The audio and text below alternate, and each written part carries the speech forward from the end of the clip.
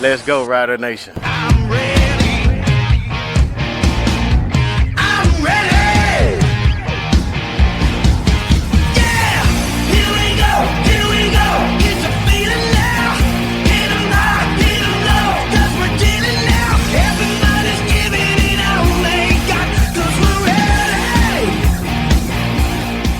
ready. Welcome to the Piffles podcast, your Saskatchewan Roughriders fan podcast. Thanks for joining us here this week, episode 337. And the Riders are the best in the West. First place clinched this last week against Toronto. You bet we're going to be talking about that. Thanks for joining us. I'm Alex. I'm Steve. I'm tired, guys. Nobody cares, Hey. Greg. I know. We're all but tired. I know. Isn't that like page 1 in the adult handbook they give you?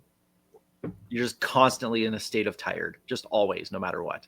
I don't know. I think I'm just tired for leading this league so long because none of these other teams can keep up.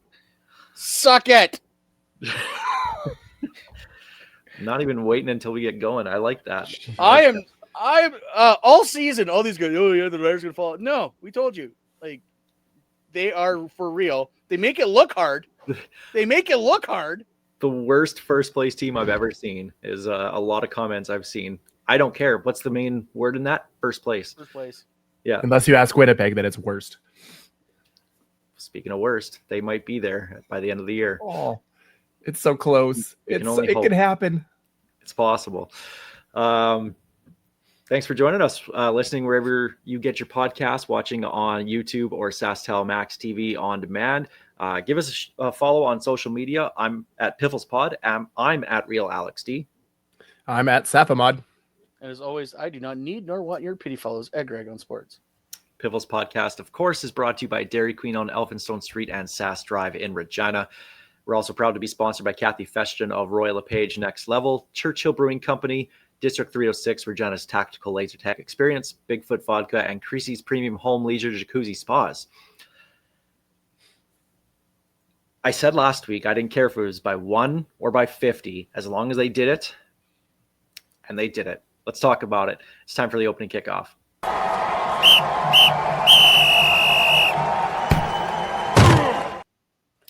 I would have Riders- preferred if they would have won by 8.5. I'm just throwing that out there right now. This is the one game I got right last week, was picking Toronto to cover the spread.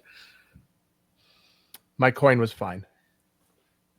Perfectly average as all things, or perfectly balanced as all things should be. Yeah, and still better than you. Absolutely. Is that a Minion mug, Steve? Yeah. Okay. I like it. Remember when your son was better at the Minion game on the phone than when he was like 2 years old? Do you remember that game? Oh, man. Absolutely. The little Minion Mayhem where you yeah. left and right, like the dash games. Oh, man. Yeah, He was but- insane at that. You scrolled to jump up. Oh, yeah. Yeah. That was a fun game. Kids have those things figured out. Craig probably has no idea what we're talking about. I think I recall that game, but I don't think I ever saw his son play it. Let's put it that way. I remember Dylan being very, very good at that. He was. Football. Riders win 27-19 over the Banana! Argos. Record of 12-4. First place officially clinched in the West. And it was just a huge relief just to get that done. So these final 2 weeks, we can just kind of coast. You guys at the game, I mean, I was there too, but at the game, how was that roller coaster of emotions for a game that was kind of, it looked that dicey there a few times. The crowd was dead for about 3/4 of that football game. It was a quiet I crowd. can still that was that was a very quiet 27,000 people. Let's just say that. Well, I also you said the same thing in the Piffles chat during the game, and I sent back like, well, once they give us something to cheer for, I'm sure we'll be good. Because that game, it was a boring game. Like there's nothing happening either way. But the funny thing is, you look at the stats, and the Riders had a solid outing stats wise. It's just it was just slow and plodding, and nothing really other than the MLS catch, which is even turning heads down south. Mm-hmm. There wasn't a lot in that game that I walked away with going, hey, remember that play? That was awesome. It was just like, okay, yeah, we won. I mean, That was literally the best catch of the weekend. Oh. I don't want to hear anything from Winnipeg in that little lucky bounce. When you need somebody else's help to make the catch, I don't want to hear about it. Greg having Julian Edelman flashbacks Oh, with that catch. well, exactly. Also, yeah, I was gonna say that's also the catch that people claim David Tyree made. And it's like, nah, I did. No, that was the one in Hamilton. The Hamilton one, yeah. where he pushed it up against his helmet on the way down. Yeah. We're gonna give Greg nightmares. Yeah, that's all right. Well, you look, that was kind of a boring game, but the Riders did enough. They moved the ball enough on offense. We'll give the props right where it's due right off the bat. Brett Lothar, 5 for 5, all with the wind. That wind that he was kicking into with the kickoffs was pretty strong. I was on that side of the field. That was a strong wind, but to go 5 for 5, hopefully getting the confidence back that he needs going forward. I mean, they don't win that game without him making those kicks. So very well deserved game for Brett Lothar. So happy to see that. Hopefully that's a trend of what we see happening.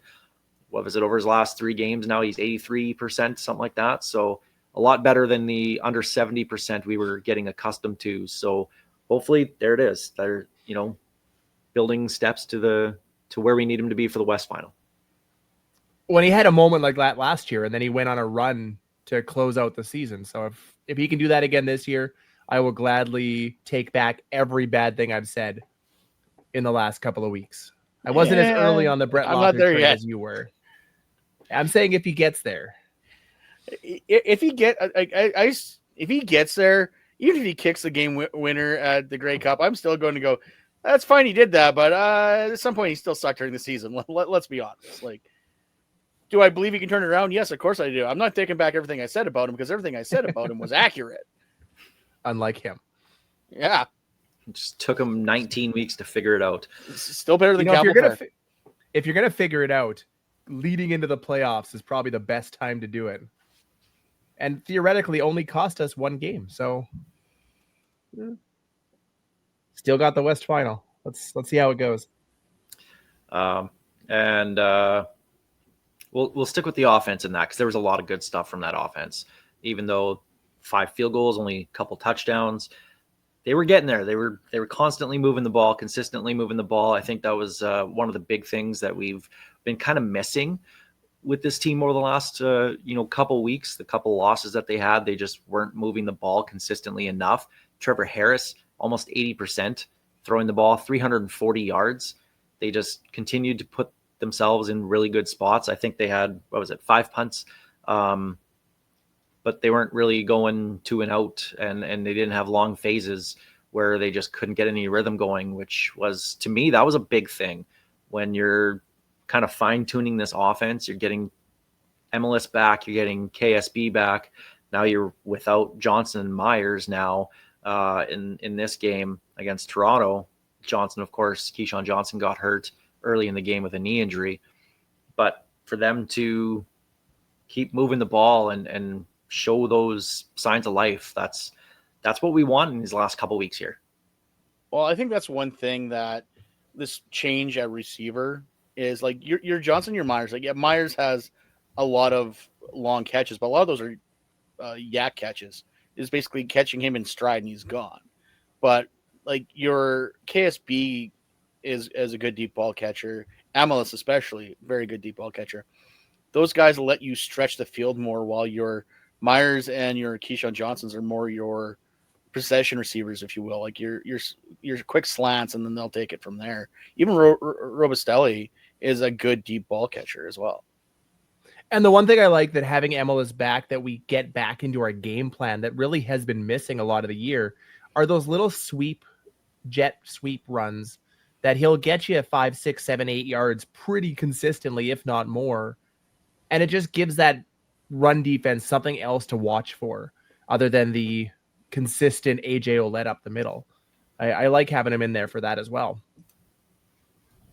Well, and MLS having that that big game. Obviously, that catch that you guys mentioned already, absolutely mossing that defender, getting onto ESPN Countdown on Sunday morning on You Got Mossed. That plays like that is what we're going to see out of Emilus. And, him stepping up in just his second game back, having, 142 yards in that game. So he had an absolute monster game. You look at what he's done in his limited amount of games played this year. He's on like a 1,400 yard pace or whatever he's at. So there's three guys, Emilus, Johnson, and Myers. Hopefully Johnson and Myers are good to go for the playoffs. But these are three guys that can absolutely take the top off of defense. And I love what we potentially have here going into even if worst case scenario, one of them couldn't play in the playoffs. I like what we have behind them as well. This receiving group is so deep, but they all bring something a little bit different. Well, even at the beginning of the year, I think my bold prediction was 3,000-yard receivers, and they were Johnson, Myers, and Emilus. It just, unfortunately, injuries derailed Emilus. And KSB in that game, he started to really get going. You can see just how much energy he brings to the team on offense and just gives them that little extra gear. We talk about Joe being the energy guy, but KSB is one of those guys as well too. And he's always up when the defense needs a play. He's always up on the sidelines, on the benches, and he's waving a towel and he's trying to get the fans into it. Like, this is a guy who's locked in. And I did enjoy seeing him get going. 5 catches, 68 yards. Obviously not a Samuel Emilus type game, but a lot of very solid catches, important catches, left wide open on the sidelines for some reason on one of them. But we get him going, and I mean, look out with this offense. Well, this game was a perfect microcosm of what that receiving core can do. Yes, you have Emilus with the big game, but you have a bunch of other guys throughout that receiving core constantly chipping in play after play. Tommy Neild, Joe Robustelli again. Like, we haven't talked about Tommy Neild near enough. He's just a red been zone silently favorite right now. Exactly. You throw him in fantasy because he's good for a touchdown. And the way this team loves our touchdown Tommies with Tommy Stevens out, TBH and Tommy Neild have to score just to keep that going. But our offense is clicking at the right time. And if you get 80% Trevor Harris accuracy with the guys that he's throwing to, I like our odds going into the playoffs. And once again, this leads to the conversation. What are you going to do when it comes to the roster if everyone's healthy? Because it sounds like this week for the Bombers, they're sitting a bunch of guys. So a Joe jumps in. Like, you can't trust everybody for the playoffs unless one of these guys wants to play DB. I don't know what you're going to do. The anti-Duron Carter? Yeah. Or I guess the Duron Carter. Sorry. Yeah. There's a little bit of leeway because we talked about they're going to start 3 Canadian receivers, 2 American receivers. Okay, well, that leaves Joe Robustelli off the roster. Well, if Devon Campbell's back, which it sounds like he is this upcoming week, and we'll talk about that in a little bit, you can flip that ratio a little bit. You could go with 3 American receivers if you wanted to. Johnson, Myers, Robustelli in the playoffs. Obviously not going to happen this week, but that is a potential. So there's lots that can happen. We'll just leave it at that, and we'll see how these next couple weeks play out and who gets healthy and what goes on. But going back to the Argo game, again, Robustelli having a really good game, having a touchdown as well to kickstart it. And it was the second straight game this offense scored on their first drive. So they're getting going quick again. And this time they, had it going throughout the entire game. No more yelling True North in the anthem for them. Oh, I'm not excited to hear that on Friday. Sucker. I'm going to enjoy the rum hut, I think. Yeah. On defense, AJ Allen. This is a guy that does not get talked about enough, and try to do it more and more every single week. This guy he's absolutely unreal. Had a sack in this game, got the game clinching interception to end it. Whenever this defense needs a big play, AJ Allen is there.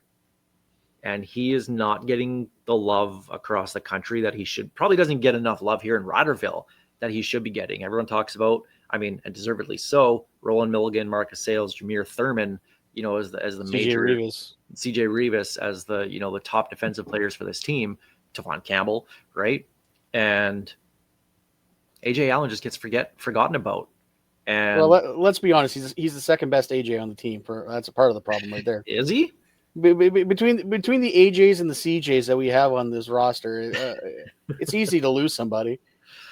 He's having a hell of a season. Like, it was funny last year when we forgot him and everything, and he made the joke about the hieroglyphic. It was my name in hieroglyphics because he's good. Like, for that slight burn on us, he's backing it up. Like, he's playing very well this year, and rightfully so. Like, he's had a great season.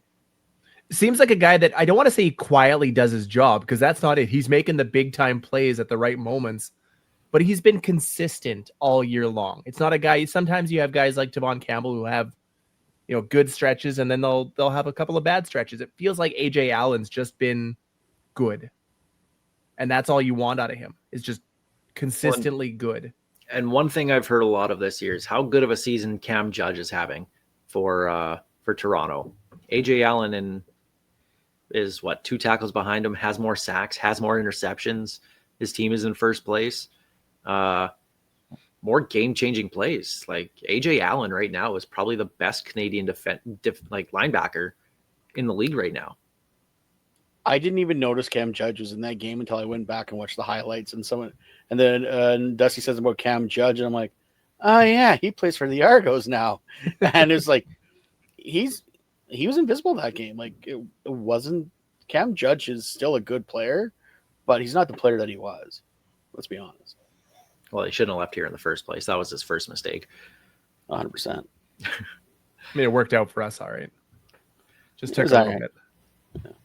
But bottom line, the Riders win that game 27-19. Yes, you could sit here and nitpick things. We absolutely could. I'm not going to, because like I said last week, win by 1 or 50, I don't care. Just get the win. And I just want to say one thing. Okay. On the way home, listening to the call-in shows. Oh, there's your first mistake. I was ready to offer a pipe and a crepe, a bong and a blintz, because there's no pleasing these people. There's absolutely no pleasing these people. It is like, how this team is in first place, secured first place for the third time, like third time since 1976. Yeah, it doesn't happen a lot. This is their best record since the 70s, and people were there like wanting to just complain about everything, about how we didn't blow the doors off the Argos. It doesn't matter, guys. We won. We're in first place. Do I wish this team gets a little hitch of the giddy up? Of course I do. But be happy for like 10 minutes. To go on a 5-minute rant about how this team didn't blow the doors off the Argos. Like, come on. Half of what it takes to win in the playoffs is winning those tight football games that take 60 minutes to win. This team has been perfect at that. That's what they do. I think they're just priming themselves for a playoff run with their little 1-score wins. They're bringing everything down to the wire just to prep for those games. It's all coaching. Coaching it is. See, and yes, let's be honest here. Should they have beat Toronto by more than 8? Yeah, probably. Especially when you look on paper. There's things for them to work on. It's true, obviously, right?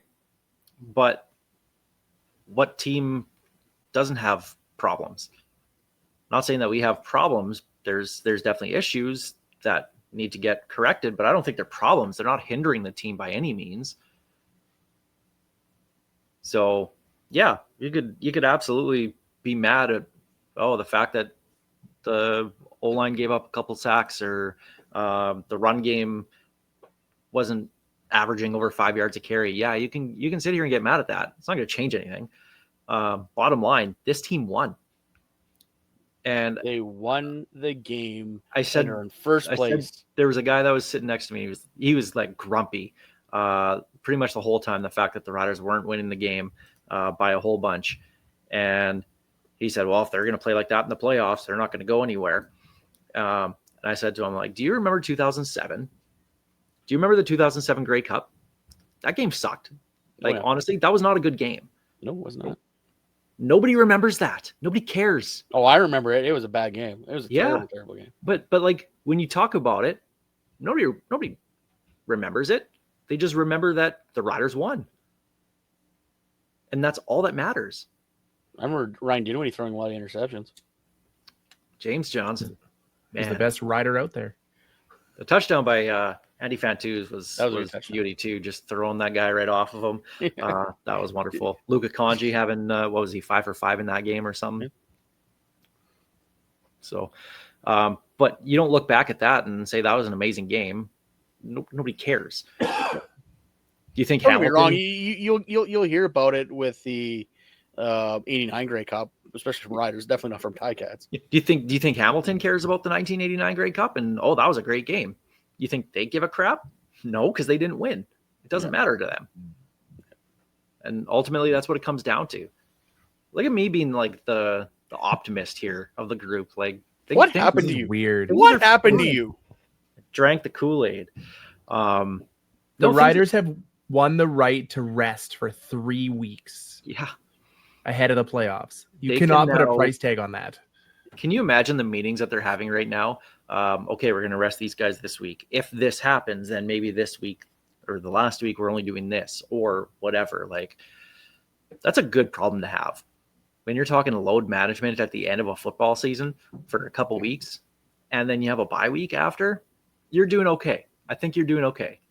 Well, the way I look at it, if those people are mad at the Argos game, they're going to be really ticked at the end of this Winnipeg game because even if we win it, it ain't going to be ugly. It ain't going to be pretty. Nope. Oh, but it'd be so nice to walk in there with our backups and walk out with a win and potentially eliminate the Bombers. This is definitely going to be a Winnipeg 42, if you know what I mean. First place clinch for the Riders. Next meaningful game, November 8th, the West Final here at Mosaic Stadium in Regina. That's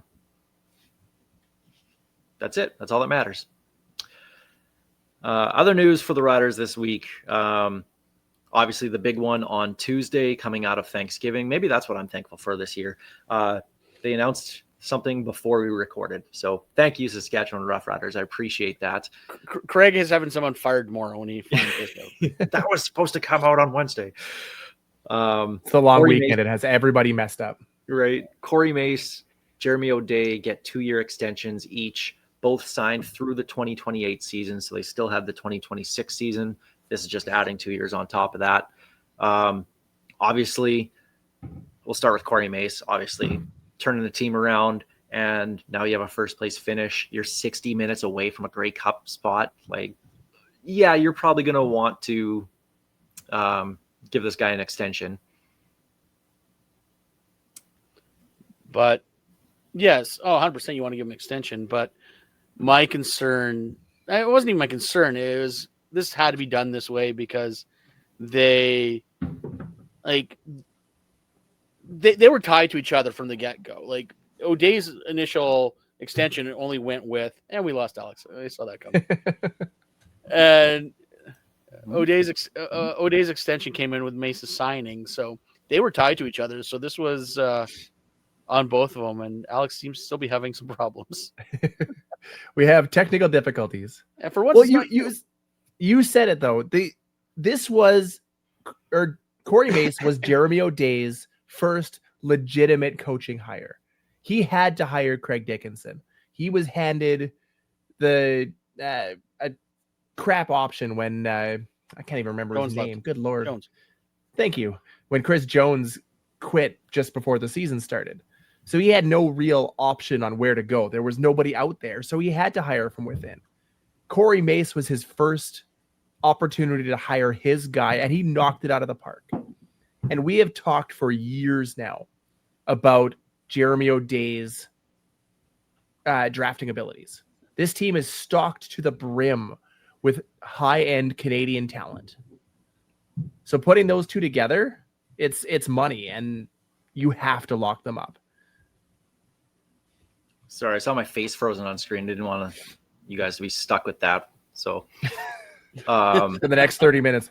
yeah, that was a good screenshot too. It's pretty good. Just to follow up on that too, though, obviously with Jeremy O'Day and yes, his pick with Corey Mace, and you talk about the Canadian talent, which has been fantastic. I said this last year, and this was kind of it. And I was a guy originally when Dickinson was done. I kind of wanted a new change, top to bottom. I figured if you were going to change one thing, just do it and kind of rip the Band-Aid off, kind of thing. I don't think the talent was the issue in 22 and 23, because you look at it at the roster in 2024 and now, a lot of those guys were here in those 2 years that we were awful. It was the coaching. The coaching staff back then didn't know how to get this kind of play out of these players. Craig Dickinson was in over his head. Corey Mace is that leader to get this kind of play out of players. And obviously, yeah, a couple more years of seasoning and everything. Obviously, players are going to get better that way. But I don't think that talent was the issue with those teams. And that is a credit to Jeremy O'Day. You look at 2019 when Chris Jones did, F off and leave this team high and dry in January, right before free agency starts. They went 13-5, first place finish, West Final. Okay, 2020 was obviously the COVID year. 2021, they get the home playoff game and get to the West Final in Winnipeg, and pretty damn close to winning that one too. Yeah. So Jeremy O'Day has done a very good job as general manager of this team, a very good job. And a lot of the naysayers, where are they right now? What are they complaining about? Are they complaining anymore? Because I haven't seen them lately. It's been kind of nice, actually. Oh, they're in their own dark little corners, basically saying Mace saved O'Day's job. And that's just what they do, because O'Day's a clown who's lucky Mace is there. It's the same song and dance with these guys.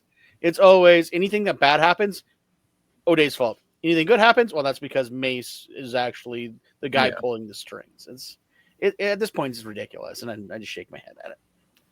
When you start to hear people complain like that, you just have to tune them out, because they're going to find those things to complain about time after time after time. We could win 5 consecutive Grey Cups, and they'd sit there and go, well, it could have been 6 if Jeremy O'Day would have hired somebody the first time. Like, that's what they'll do. You cannot get a better duo than these two, than what they have given Saskatchewan over the last couple of years. And to get that for 3 more years at least is, just chef's kiss. Can't wait. So obviously big news there. And again, thank you, Riders, for announcing that on Tuesday before we hit the record button. So appreciate that. One roster move since we last talked. Said goodbye to Campbell Fair, which, I mean, after we saw what happened the last game, don't think anybody's surprised by that at all. Nope. So the surprise was that he made it back onto the plane to begin with. I'm surprised he actually got to come home. Yeah. You live close, don't you? Just call an Uber, will you? Yeah. You know what? We'll pay for that. And teams are having, or the league is announcing candidates for Player of the Year awards at the end of the year. The Rookie of the Year nominees were announced last week. The Riders list includes, and this is in alphabetical order, the Riders Mario will not Anderson have the Jr. Rookie of the Year this year. What's that? I'm just throwing it out there. The Riders will not have the Rookie of the Year of the West this year. No, probably not. Vavil's pretty much got it locked up for Winnipeg. But the Riders team nominees are Mario Anderson Jr., Peyton Collins on the O-line, Joe Couch, Deshaun Mims, Jesse Mirko, Morgan Runge, Ali Saad, and Darius Washington, who actually we're going to see this week, it sounds like. Out of those guys, who will be the Riders Rookie of the Year nominee? I think it's pretty obvious. Peyton Collins. Yeah. I was gonna say Sod. It was only because if it wasn't gonna be Peyton Collins, it's got to be Sod because I don't know who else you would pick between those two. The only guy that's been on the roster Joe often Couch. enough Yeah, to make it happen. When your rookie of the year gets benched. yeah, Yeah. He's on the practice roster. So Yeah, expecting Peyton Collins to get that nomination, not expecting him to win it in the West. No. But what a good find he's been, especially when going into the year again. We thought we had left tackle locked up, and then all of a sudden we didn't. So that ended up becoming jumbled yet again. He's been that rock there over the last 12, 13 games, whatever it's been since he got into the lineup.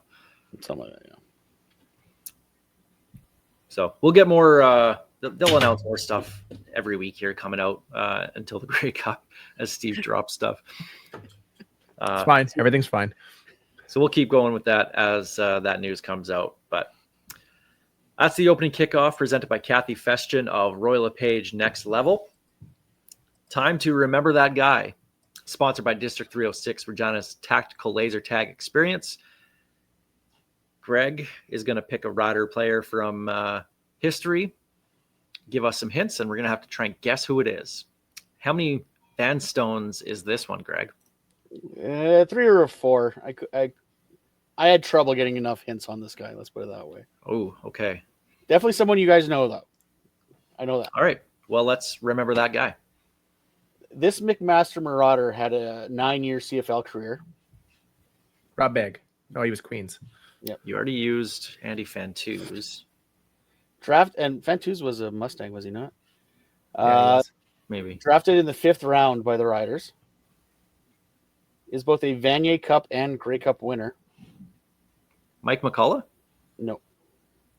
Was traded to the Alouettes for essentially nothing. It was a conditional draft pick that never came to fruition. Career 285 receiving yards, 0 touchdowns, 49 career tackles. So he's a special teamer. Just a lunch pail guy, always came, did his job, was a fullback. Hughes? No, he was a Regina traded Ram. to Yeah, Montreal. yeah. Yeah. Oh, the other one. Not Zarka. No, definitely not Zerka. No, and you used Arca before, Yeah. I think. I can't remember anymore. Your list is better than mine. I can't remember who I've used. He was a fullback? They listed him as a fullback. I've never thought of him as a fullback was even funnier. But yeah. Spencer Moore. Yep. Tight end. Yeah. Yeah. Man, interviewed him for the show a couple of years ago. Yep. When he was on the team. That was one of my favorite interviews. Yeah. Spencer Moore was just a good dude. Like he Yeah. was Solid dude. just a good dude. Did his job very well as kind of that blocking tight end. Basically was what he was, and did it very, very well. Did he really only have 280 receiving yards in his career? Yep. Every time he caught a pass, I was like, get more, throw the ball to him more. This guy can like be an option out of the backfield. Run the little play action, let him sneak out.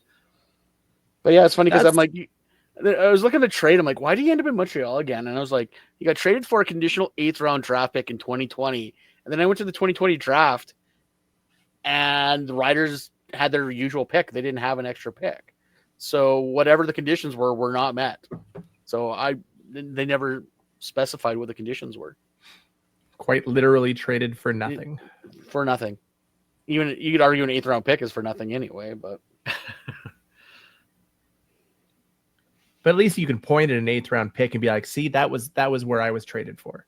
You can't point at nothing and go, see. Montreal wanted me. Saskatchewan said, yeah, why not? Here you go. You can have it. 280 passing yards or receiving yards. Yeah, 85. Yeah. On 0 the, touchdowns. I swear he had way more than that. I don't know why. Just he always felt like he was more of a part of that offense than I think he was. But I'm just as much a fullback as he is. That terrible listing. What was his His best year had 85 yards. Yep. Huh. That was 2017. Yeah. I'll So be- look at those averages, though. As a fullback, that's pretty good average. 12.1. Give him the ball. I'm surprised he didn't One go with ru- the one rush for 6 yards. Now that I'm Yeah. looking at his stats, I'm surprised he didn't get that one. I forgot about that one.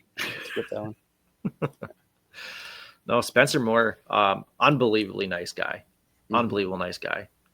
And those are the kind of guys you need in the locker room too. Just that, like you said, lunch pail, put the hard hat on and go to work. Do the stuff that not like the non-glory, positions, right? Well, and that's one thing the rider, like, bring it back to a modern guy. That's the reason riders love a Joe. He's not scared to block like a Spencer Moore. Don't get me wrong, a Joe's a tad bit flashier than, A little bit. sorry, Joe's a tad bit flashier than Spencer Moore. But yeah, like you need those guys that are willing to block, because if you got a receiver that's not willing to block, that's a problem. Yep. 2013 Grey Cup champion, Spencer Moore. Good one. That's Remember That Guy, sponsored by District 306, Regina's tactical laser tag experience. Let's jump to our Churchill Brewing Company odds and end zones. Talk about a couple games last week. Winnipeg losing in Edmonton. Told you guys. You did. Oh, that was fun. The only didn't- downside was they didn't lose by 14. Yeah, I didn't get to watch that, but it was nice kind of catching up on that game after it ended. It was really fun to watch while it happened too. Yes, I it can was. promise you that. So this leaves the potential open for Winnipeg to completely miss the playoffs, which is what we're all here for. As great as it would be for them to get the crossover, get to the Grey Cup, and us beat them there, I want them missing the playoffs completely. Remember how miserable we were in 2022 when we missed the playoffs and things were great to start the year, and then we just completely crashed? That's how I want Winnipeg to feel. They're so great. They go to all these Grey Cups, they win a couple. They're this big giant dynasty, and then they just crash and burn when they have the Grey Cup in their own city. That's what I want. I want them to completely miss the playoffs. Sometimes I wish you would tell us how you really feel about Winnipeg. I'm not allowed to. Here's the thing: if they're going to keep on doing the same roster mistakes they keep on doing every game, it's going to happen. Part of the reason why they lost is because they ran out of receivers. Because once again, Nick Dembski got hurt, and there's Strevler lining up at receiver because they don't have a backup. Like, what are they doing on their team construction here? It makes no sense. Well, and what I don't get, and this has been a problem for them all year long, you have Brady Oliveira, who's leading the league in total yards, like yards from scrimmage. Look at the stats from that game. Had a huge average running the ball. I don't have it here in front of me, but they just and again, you guys watched it. I didn't. Did they just flat out refuse to give him the ball in the second half again? Because that's what they've been doing this entire year. He gets going. 12 carries. He only had 12 carries, 117 yards. That's a 10-yard average. Which is funny because they came out of the break and they're interviewing him on the sideline, and he's like, it was Gazzola. Gazzola's interviewing him. He's like, because the weather changed and it's starting to get gross. He's like, yeah, this is exactly what bully ball calls for. And then nothing. And it was just, I love the fact that they made their run coordinator, their running backs coach, the offensive coordinator, and he completely forgets about the run game. Let's just hope that continues, because that is their downfall. Their inability to make use of arguably the best player in the CFL game after game after game is incredible to watch.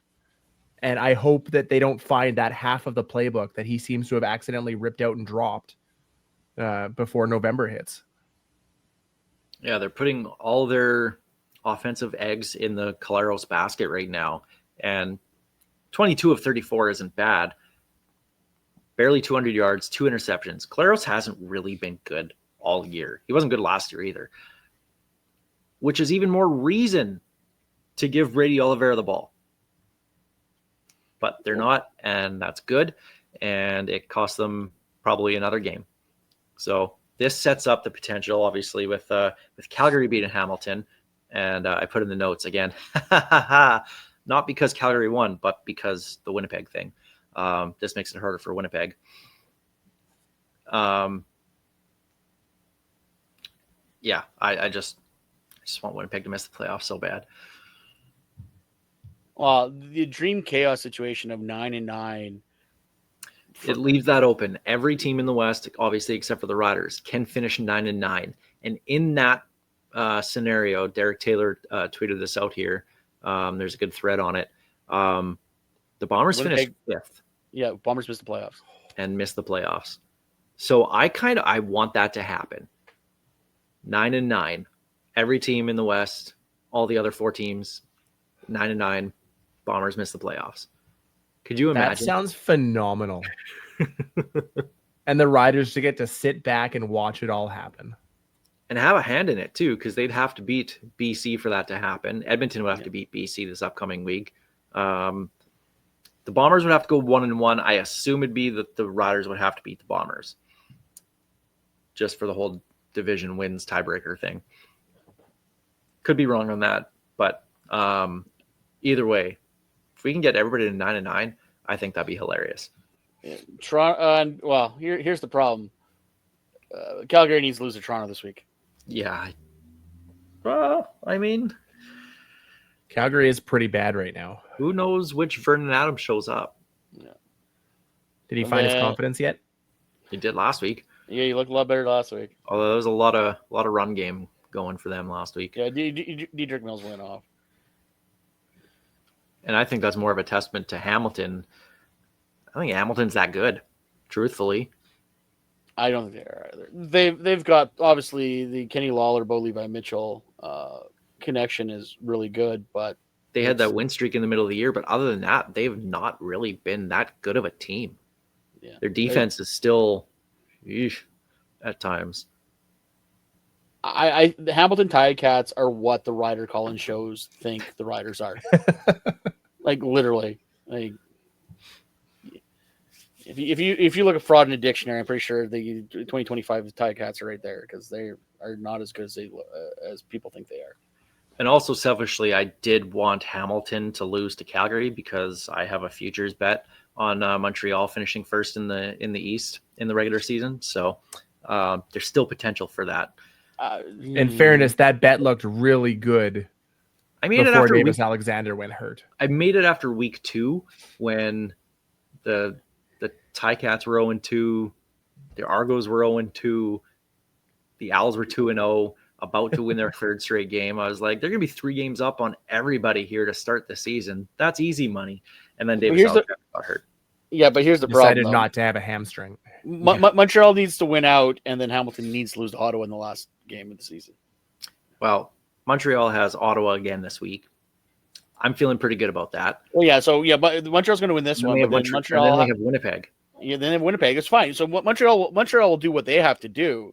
It's the fact that Hamilton owns the tiebreaker. Yeah, and has Ottawa in the last. And if, so Montreal might get to 11 games, but Hamilton's going to get to 11 games with the tiebreaker.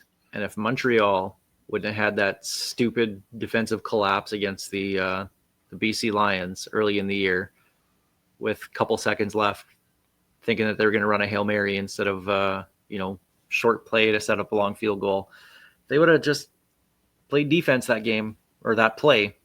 Yep. Anyway, that's my own misery, I guess. We just came through Thanksgiving. Everybody gets one. What are you thankful for this CFL season? I mean, it's obviously a cop-out to say the Riders finishing first and having 3 weeks off. I'm thankful for a running game. It's nice to have a guy near the top of the rushing leaders again. Let me go with that one. I'm thankful for the depth on this team. There's been a lot of key injuries this year. Mm-hmm. And while there were a few hiccups, they have not been detrimental, obviously, for having the best record in the league right now. So the depth on this team has been stellar to the point where we're going, who the hell are you playing in the playoffs, especially at receiver? And the fact that even like Trevon Tate was practicing this week, or he's limited this week, the like our offensive line's been playing really well, and you bring him back in the fold, my lord. And for me, I just have to say that it's more so the passion of Rider Nation is back. Game days, there's more people wearing green than there was even last year. Definitely over the last couple of years. The day after, I see people out shopping. They're still wearing Rider gear the day after the game. So they're paying attention more. They're caring more about this team. Obviously, yes, having a team that wins games is a big help for that, obviously. But we saw, that fandom, the passion just trickle down a little bit, drop down a little bit. It's on the rise again. So I love seeing that. I'd love to see that everywhere across the CFL, obviously. But speaking specifically about the Riders, I love seeing that. So, and they're going to have another very successful season off the field when you talk about bank accounts and whatnot. Because every single time I go to the Rider store, it's busy in there and people are buying a lot of stuff. So people want to invest in this team again, and that's a very good thing. And one final question here in the odds and end zones, and I'm going to ask this over the next 3 weeks. Who do you want the Riders to play in the West Final? Based off what we saw last week, does that change anything? Winnipeg then. Easily. It's not going to happen, but that would be the team. If you're looking at how teams are playing right now, my order of preference would be Winnipeg, Calgary, a long break, and then BC. Which is funny because I'm Winnipeg, BC, Calgary.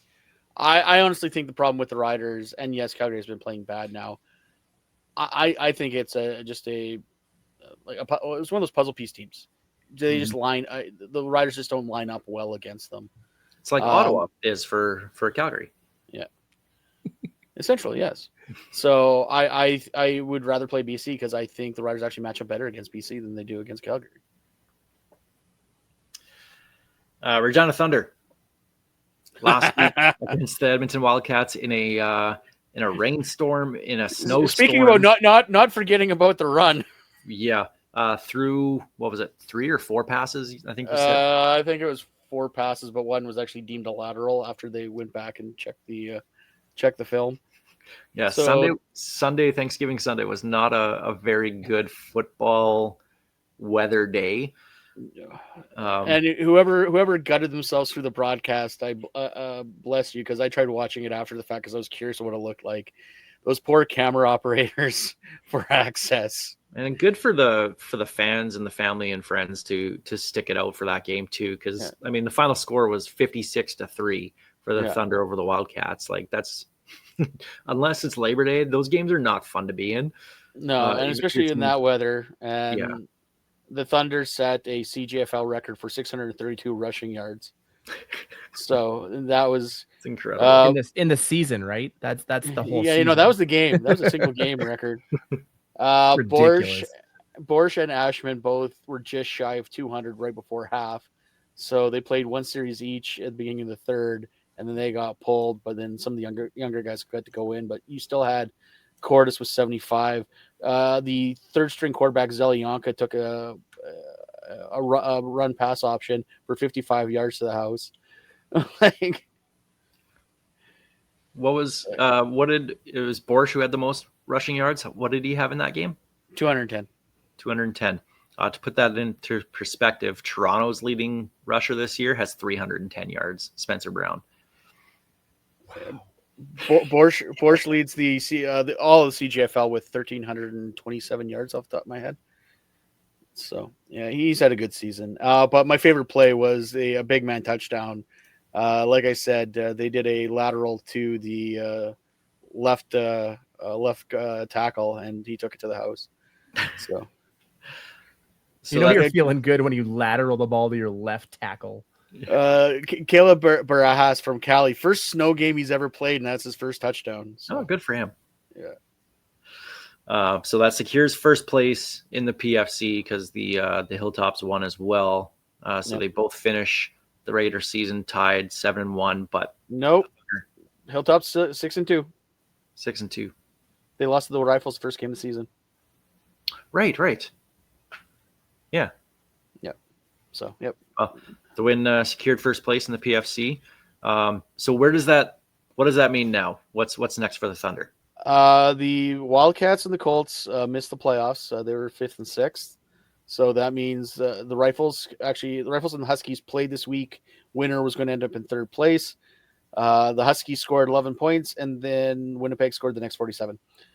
So the Rifles head into Saskatoon, which makes me happy because, like I said before, the Rifles already beat the Hilltops once this year, and we get the Huskies 1:00 Libel Field this coming Sunday. And the Wiener Dogs and the $2 hot dogs have been moved to this game because Yes, we did not want to drown the Wiener Dogs in the rain. it's probably a good thing. I had to walk my dogs in that rain. That was not fun. So I can imagine how the poor little wiener dogs would be doing in that. And we have apparently almost 50 registered at this point. Awesome. It's Nice. going to be a lot of dogs. All right. Well, we'll be following that on the weekend here. Thunder and Huskies. Huskies. Yes. Huskies. Yes. Steve's favorite team. You mess up one time. One time. Never mess up, Steve. That's what you need to learn. Never mess up. Apparently. That's the one time, Steve, you've messed up. Well, for that, there's been Oh, okay. numerous, but All right. Well, back to the Riders. Let's get to the enemy preview presented by Creasy's Premium Home Leisure, Jacuzzi Spas, Riders and Bombers this upcoming Friday at 6:00 p.m. in a glorified preseason game for the Riders. Oh, you look at that injured list. We'll start with the DNPs. Monday, Tuesday, Dante Myers, Keyshawn Johnson, Roland Milligan, Shane Ray, Marcus Sales, Tommy Stevens. Obviously, the fact that they've clinched first, you can allow these guys that have nicks or little tiny injuries, whatever it is, you give them that time.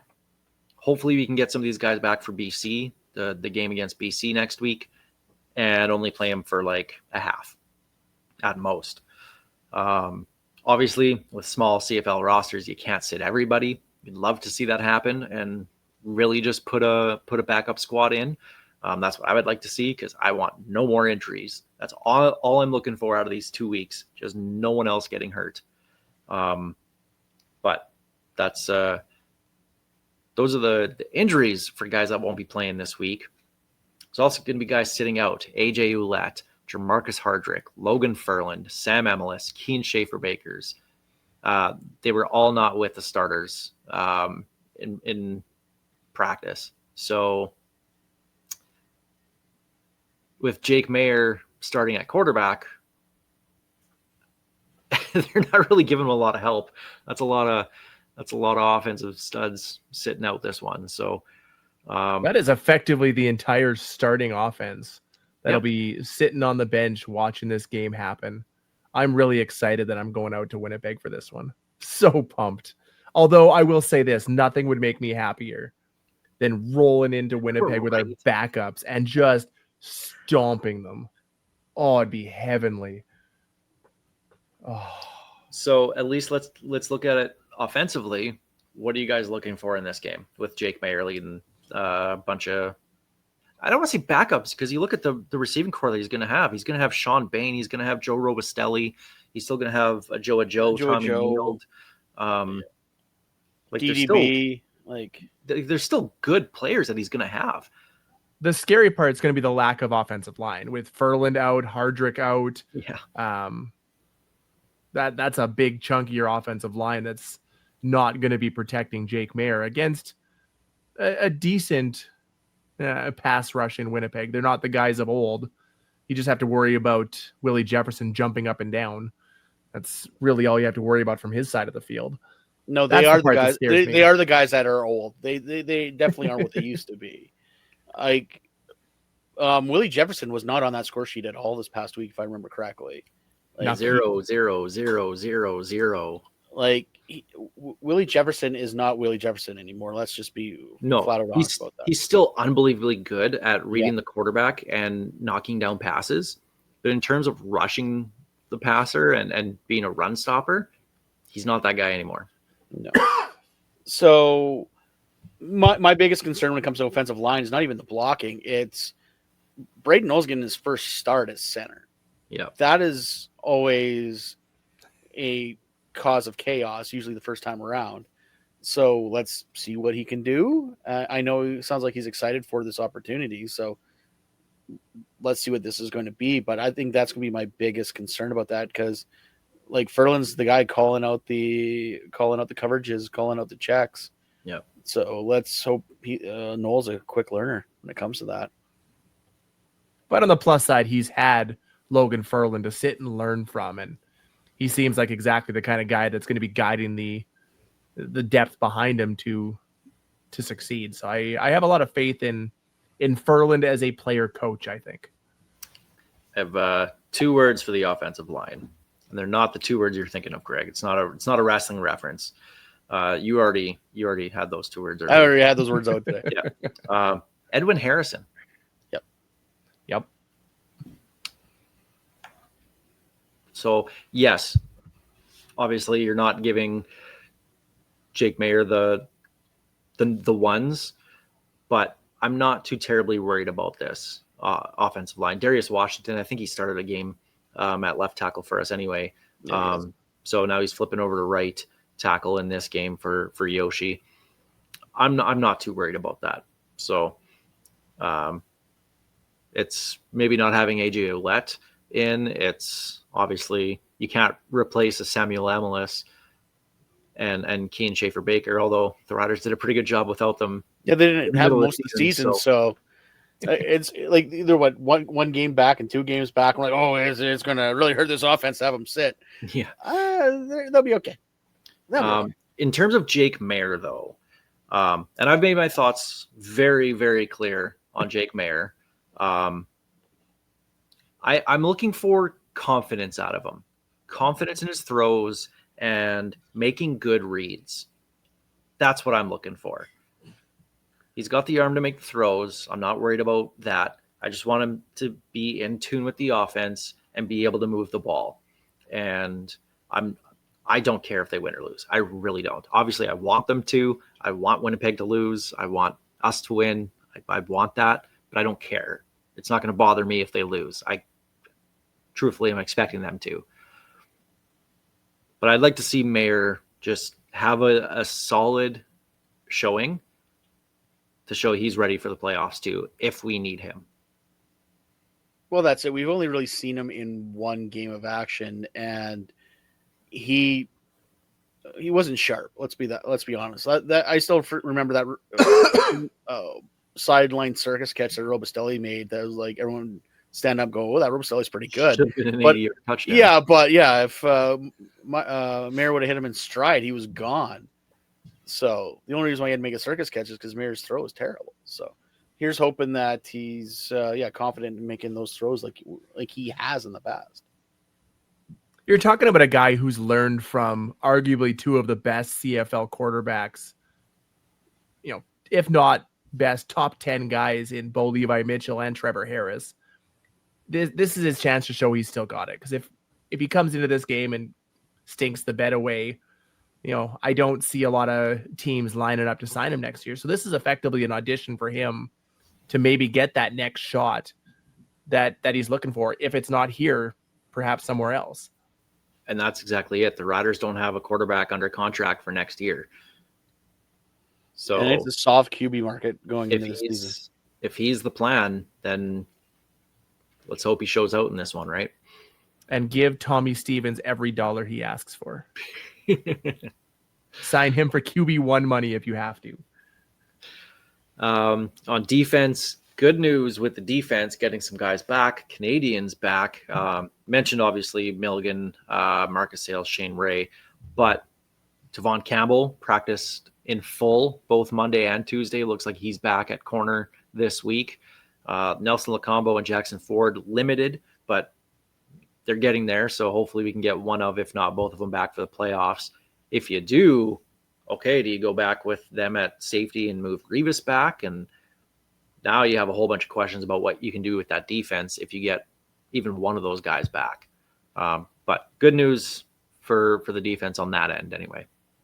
Yeah, if you get Campbell and one Canadian back at safety, that opens up a whole bunch of different things you can do with that ratio.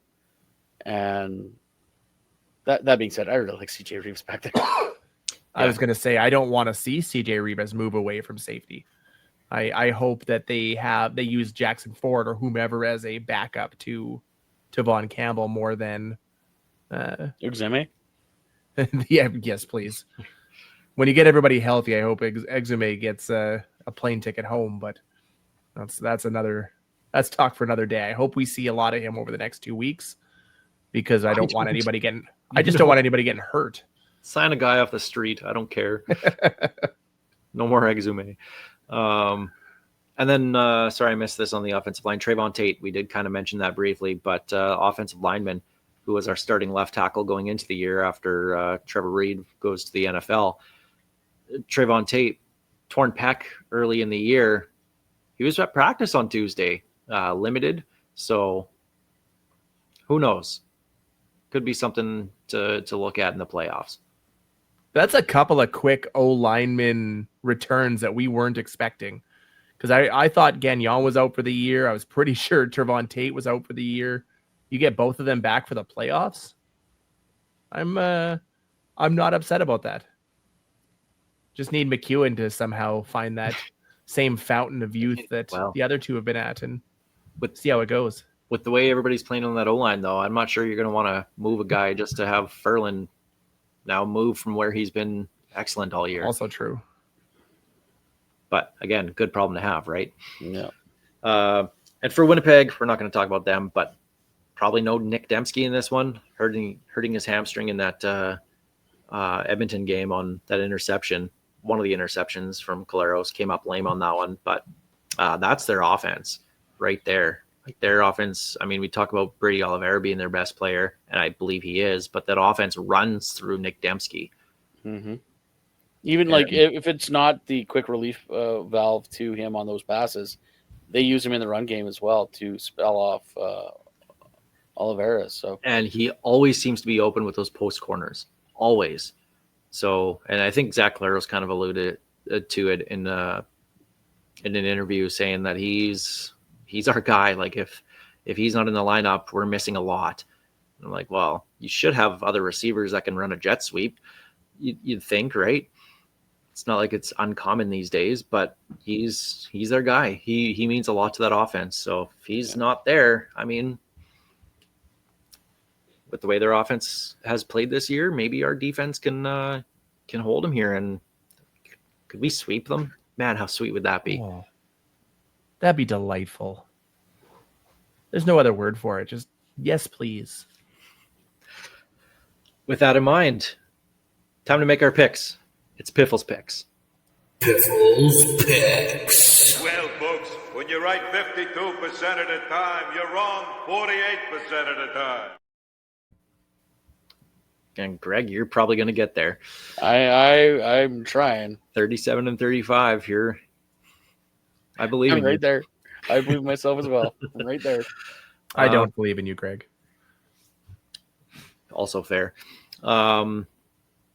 First game of the week, Saskatchewan at Winnipeg. I'll take a stab first here. I'm going to go Winnipeg 1.5. I don't know why, but I feel like Vegas is going to miss the boat on the depth chart and go Saskatchewan 3.5. Winnipeg -5.5. Ooh, that's fair. Yeah, that might be generous if I'm being honest. I believe in Jake Mayer. The Riders here, Piers. You guys are. I think Winnipeg is going to win this one. I don't want them to. I think they're going to. Winnipeg might win it, but I think it's going to be like a Sergio field goal. Second game, Edmonton at BC. Pretty much a must-win for Edmonton to keep their playoff hopes alive here. So, Steve, do you want to guess on this one? BC 6.5. BC 5.5.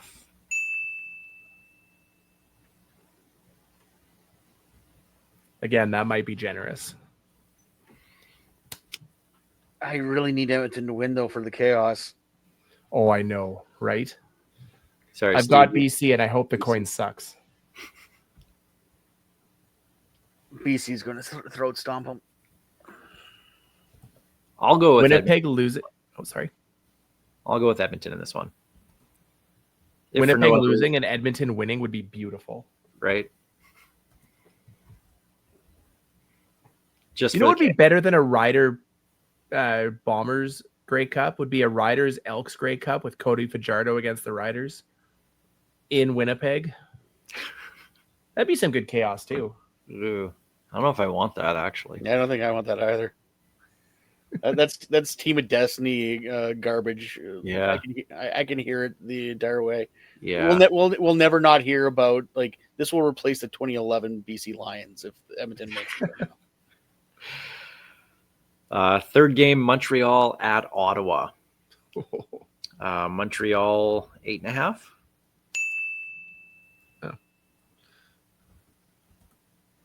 Yeah. Again, I'll generous. take the Owls. I didn't think they'd cover 13.5 at home. Yeah, neither did I. They won by 20. So yeah, I'll take the Yeah, Owls. I learned my lesson from last week. Give me the Owls. Give me the L's. And final game of the week, Toronto at Calgary. Two teams that forgot how to win. Give me Calgary minus 4.5. Calgary 5.5. Calgary 9.5. Wow. Big line. I think Calgary wins, but I'll take the Argos on the spread. I think the Argos are going to cover that spread too. Calgary wins one. Remembers how to win one game. And next thing you know, they're almost two-digit favorites. Where is that game? It's in Calgary. Calgary. Oh, crap. I got Toronto. We're all in Toronto. I guess it is a pretty big spread. Go Argos. Let's go, Daggy. Get along, little Daggy. Let's go. Yep. Who shouldn't have been playing after getting Oh. put into Can we talk about how dumb that was for a quick second? Second? injury spotter, pulls him, goes back in. Yeah. He wasn't right because he got hit wasn't- again. It wasn't quite as bad as Jackson Dart getting pulled and the head coach going to look in the blue tent, be like, "Come on, hurry up! I don't want to see Russell Wilson play quarterback for my team." It wasn't that bad, but when you're a team like Toronto and you're eliminated from the playoffs already, and you're already down to your third stringer, and he gets a potential concussion, man, you sit him. You put your fourth stringer in. It doesn't You matter. can't Get tell as me much Tucker- film on Tuck- this other guy as you possibly can. Yeah, you can't tell me Tucker Horn was much worse than what Daggy brings to the table. Like that was mind-boggling. How he got back in that game. And he got pulled a couple of times and kept getting put back in. Not just once, not twice. There was 3 good landings shots to the back of his head on the turf. And a couple that stumbled him, it looked like. And yeah, he was still back out there again and again and again. Dinwiddie. Yeah, at that situation, I don't think you do that. That's just silly. Yep. Anyway, I think we'll leave it there. Steve, enjoy the game on Friday. I just want to survive Princess Auto Stadium. I was gonna say, speaking of head trauma, You're not going to have bus full of people there with you as backup. So sorry. Thinking this is going to be a Piffles sweater kind of day. Well, not a sweater. Traded that for Blake's crop top. Why you had that in the first place? yeah, BC Lions fan with the Rider jersey. He has more Rider jerseys than I do. Good for him. I like that. And now he has more Piffles sweaters than I do. Well, But Riders can get to 13 wins. It's something we've only ever seen once in our lifetime. Yep. Our lifetime. Yep. Older folks have seen that a few times, but it's been a long time, other than 2019, that this team has won 13 games. So love to see them do it and just wreck Winnipeg's hopes. So hopefully that's what we get this week. But until next week, we'll leave it there. Piffles Podcast, brought to you by our great friends at Dairy Queen on Elphinstone Street and Sass Drive in Regina. Special thanks, of course, to Kathy Festian of Royal LePage Next Level, Churchill Brewing Company, District 306 Regina's Tactical Laser Tag Experience, Bigfoot Vodka, and Creasy's Premium Home Leisure Jacuzzi Spas for their support, making everything happen. Thanks for listening wherever you get your podcasts. Thanks for watching on SaskTel Max or on YouTube. We'll leave you, as always, with Chris Streveler featuring Tyler Gilbert.